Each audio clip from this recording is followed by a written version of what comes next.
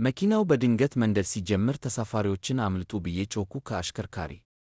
ዛሬ በሐዋሳ ከተማ አስተዳደር መናኸሪያ ክፍለ ከተማ ሐዋሳ ዓለም አቀፍ ስታዲየም አካባቢ አንድ አነስተኛ የሕዝብ ማመላለሻ ታክሲ ተሳፋሪዎችን ጭኖ ከአዲሱ መናኸሪያ ወደ አሮጌ መናኸሪያ እየተጓዘ ባለበት ሰዓት በድንገት በተነሳበት የእሳት ቃጠሎ ተሽከርካሪው ሙሉ በሙሉ መውደሙን የከተማ አስተዳደሩ ፖሊስ መምሪያ የትራፊክ አስተባባሪ ኢንስፔክተር ዳርጌ ዳንጉራ ለቲክቫህ ኢትዮጵያ ተሽከርካሪው በእሳት ሲያያዝ አሽከርካሪው ተሳፋሪዎች ወርደው እንዲሸሹ ሲጮህ ወርደው ሲሮጡ መሬት ወድቀው ከተጎዱት ውጪ በሰው ላይ የደረሰ ጉዳት የለም ያሉት ኢንስፔክተር ዳርጌ በህብረተሰቡ ርብርብ ከረፈደም ቢሆን እሳቱን መቆጣጠር እንደተቻለ ገልጸዋል።